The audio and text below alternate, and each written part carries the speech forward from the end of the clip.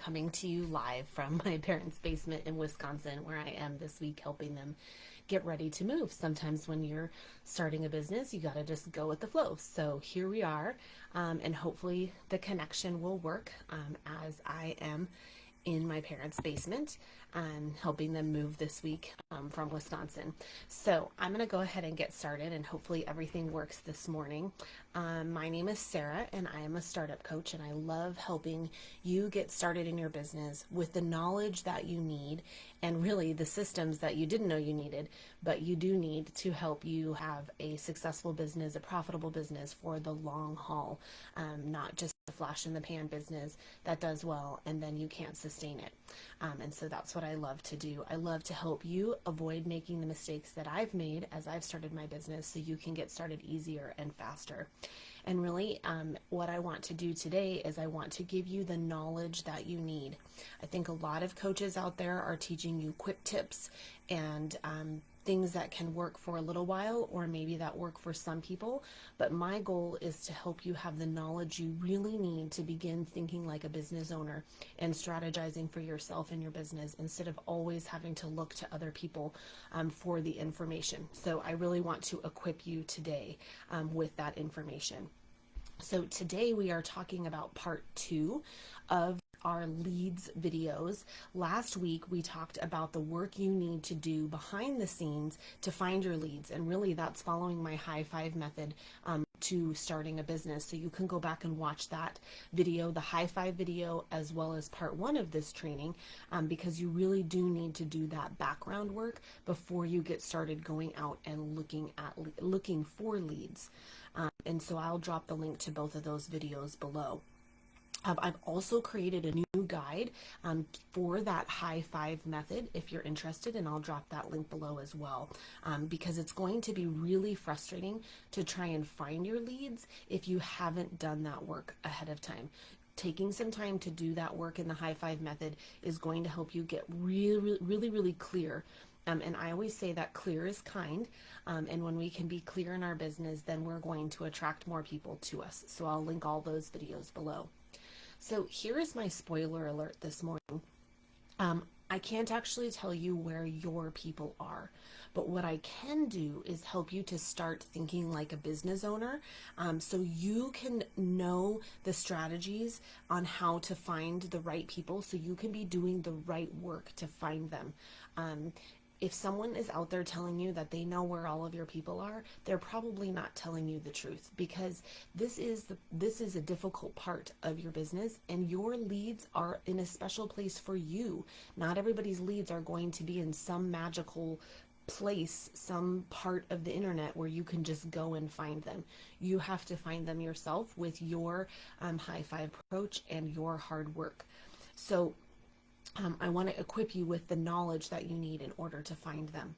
So in the past, I've talked about leads and how other coaching programs that I've been a part of really refer to them as far as numbers and as far as dollar signs.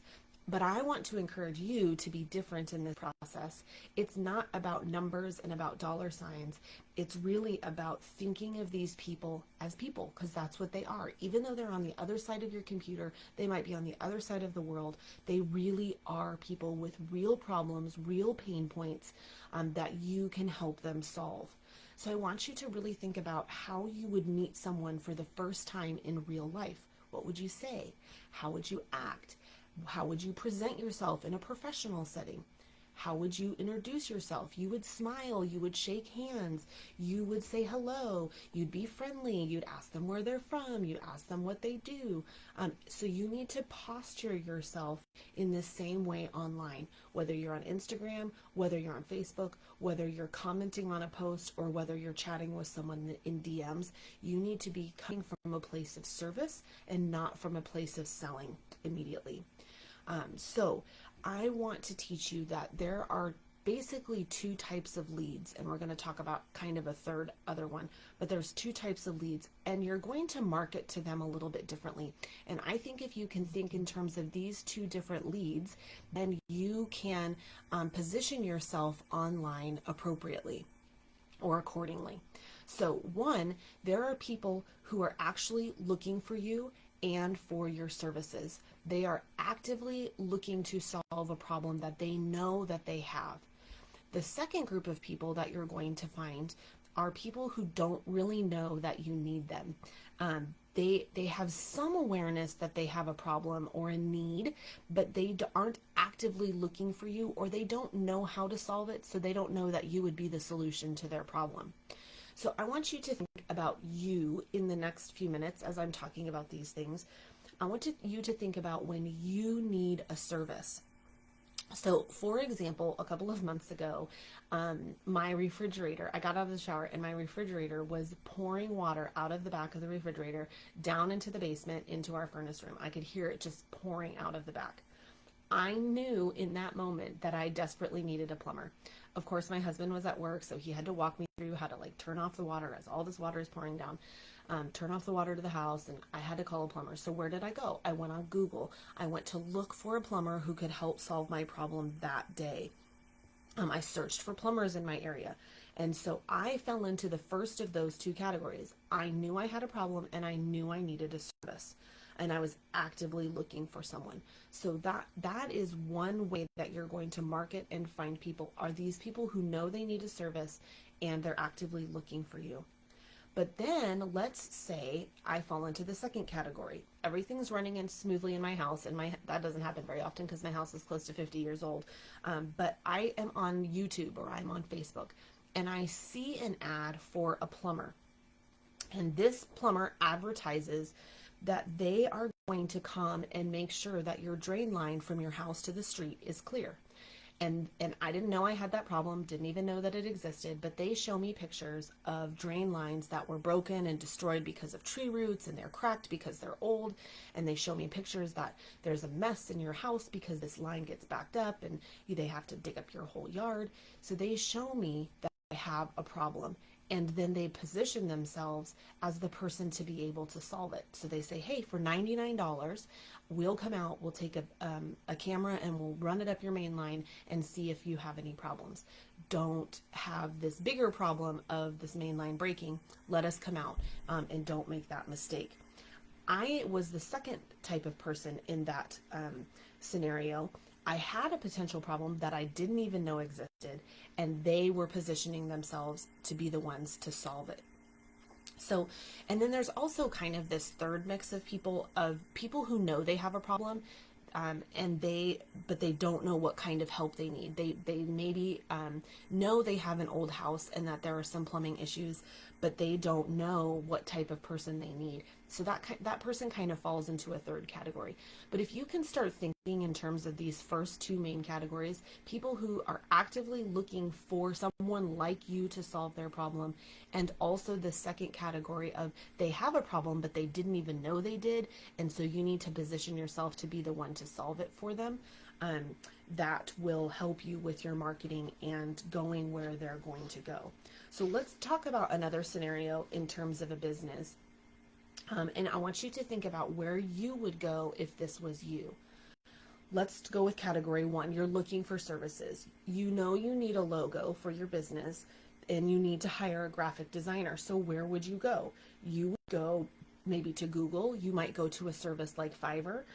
You might go onto Facebook or into business groups to find graphic designers to hang out.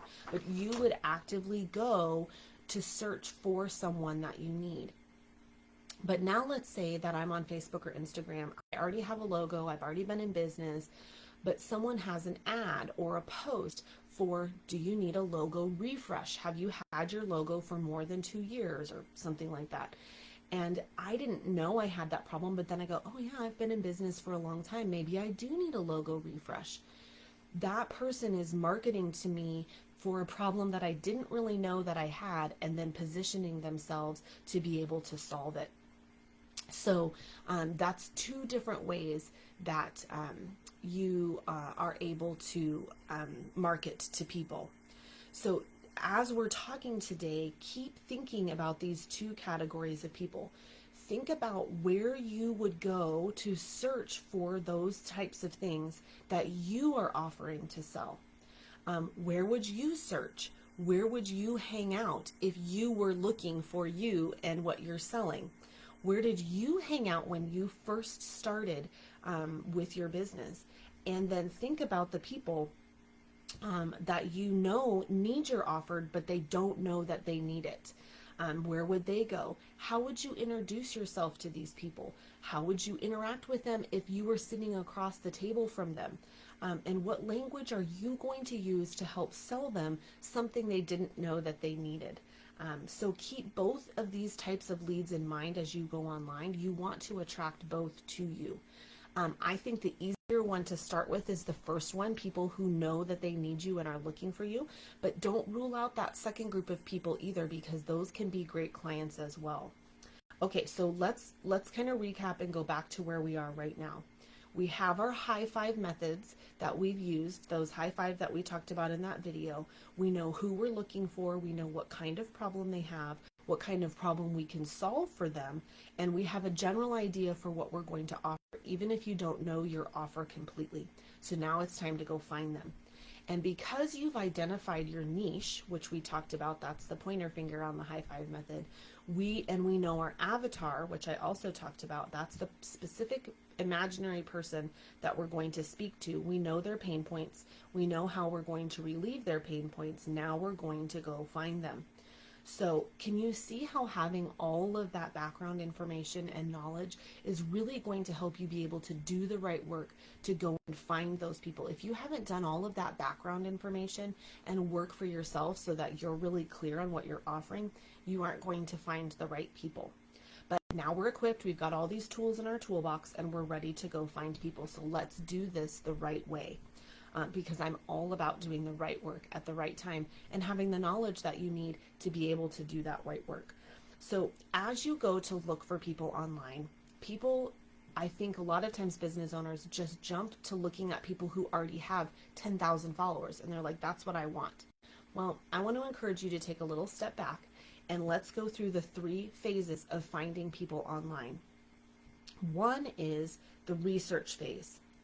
This is the really hard phase, and it's the phase that people want to kind of skip past or hurry through. And I would really encourage you to stick with research phase for a while. It's going to do you a lot of good for a long time.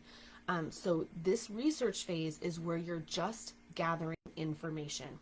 You're testing out your high five approach to see if your language works, if it resonates with people, if people are attracted to the problem that you are trying to solve, and you're getting feedback. And I'll tell you that even if you post posts in large groups in Facebook or you're posting posts online and nobody's interacting with them, that's feedback. So you want to take all of that information in this research phase of what's working, what's not working, who am I attracting, how do I need to change my messaging, so that then you can kind of move into the trial phase, which is phase 2.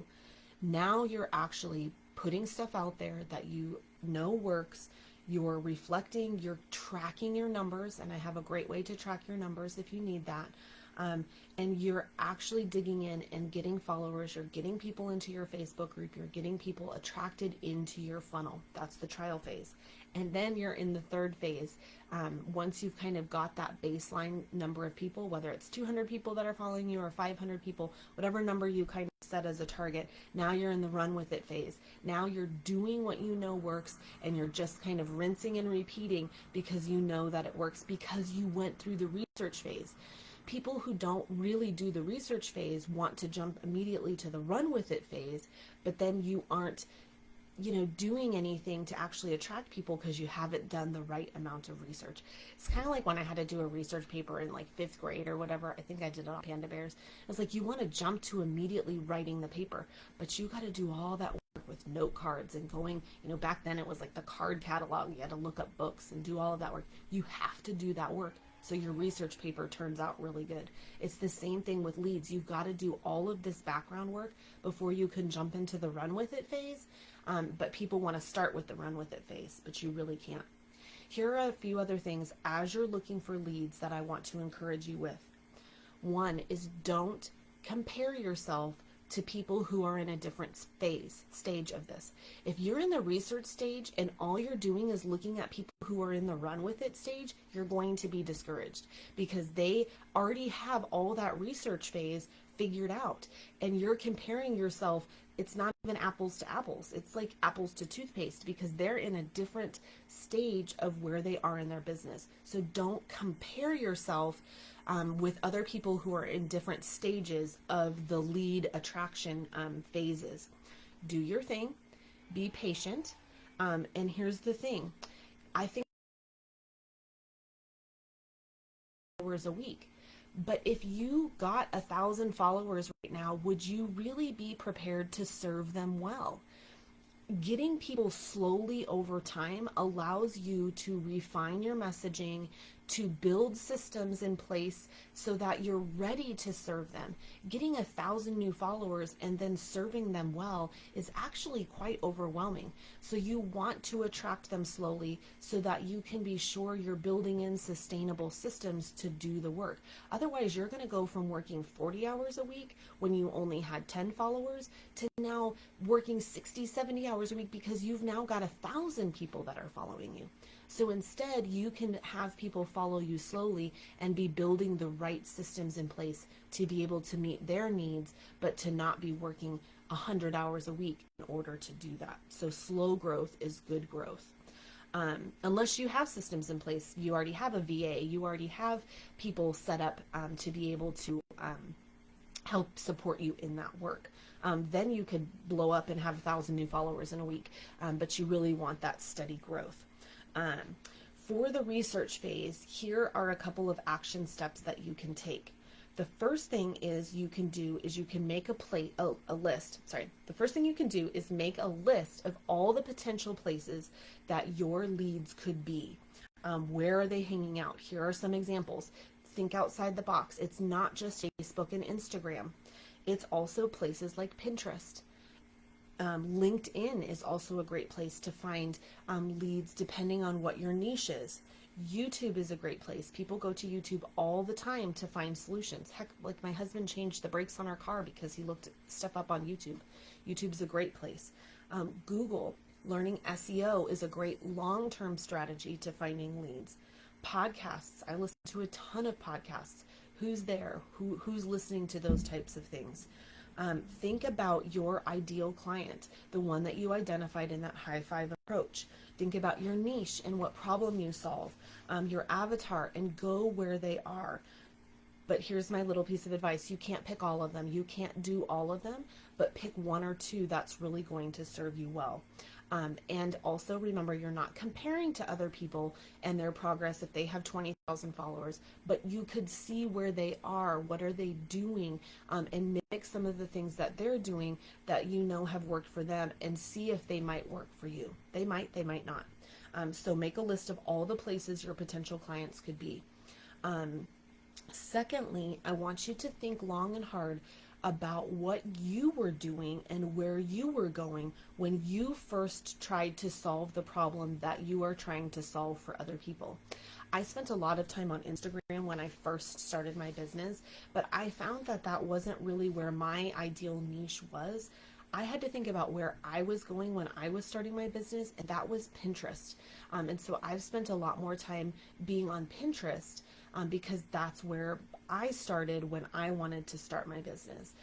So go where you started when you first started out, hang out there, and then interact with people as if it was real life. I think a lot of times we forget, we're on camera or we're on the internet, we're just sending messages, but interact with them like you would in real life. Talk to people, ask them about their business, ask them about their struggles with their pain point. Offer advice to them, serve them without selling to them. And you can do that easily when you've got that high five approach down. Then I want to encourage you to find your sweet spot. Start creating content that you can point people towards. I think a lot of us shy away from creating content at the beginning because it's like, nobody's here watching me, nobody's online, I don't have anybody in my group. But actually starting to create content, first of all, you're going to get more comfortable with it. You're going to get faster with it. Practice is good for you, and it also helps you start creating a bank of content that you can point people towards. I started my Facebook Lives when nobody was coming and nobody was watching them because it was good practice for me. It forced me to work through my content and see what people were wanting and people were attracted to. And then when I was in Facebook groups, I could say, hey, I have this group where I have these free videos that you can watch. So we need to be thinking about how to create that content that we can then create or point people towards while we're in that research phase of finding our leads. And I want you to pick what comes naturally to you. Again, we're not comparing to what other people are doing. We're finding what works for us. And I think people can sniff out when you are doing something that's not authentic to you. So do what's authentic to you, what comes naturally to you. To get started. That might be blog posts, it might be videos, it might be being in Facebook groups, it might be doing Facebook posts or Instagram posts. It can be a variety of things. It could be reels. I tend to shy away from reels because it doesn't feel authentic to me yet. I will probably end up doing them in the future, but it wasn't an easy entry point to me for creating content. Facebook Lives is a lot easier for me. It's very easy for me to talk on camera, to come up with the content. And then I take that content that I use here on my Facebook groups and I turn them into a blog post, and I turn them into a YouTube video, and I turn them into a Pinterest pin, so that I'm reusing that content. But my initial content was a very easy entry point, which is Facebook Lives. So start at a very easy entry point, but start creating content. You might end up deleting it later because it doesn't match, where you're headed, but at least you got started, you got familiar with it, and it becomes a very easy, natural thing to do. It only takes me 5 minutes to set up a Facebook Live. It's a very high return on investment for me. It creates more content. Find what works for you and get started with this. Start with what's natural. And then as you're creating this content and you're interacting with people, you are interacting, you're connecting, and you're inviting these people into your funnel. Show them that you're knowledgeable. Position yourself as an authority on that topic. Even if you don't have a product for them to purchase yet, you're building that know, like, and trust factor online, and you're building your authority. One more piece of advice. Don't make this more complicated than it needs to be. I think we tend to overcomplicate things sometimes as a business owner. Keep it simple. Pick 1 or 2 platforms, not 5, not 7, but 1 or 2 to start with at first.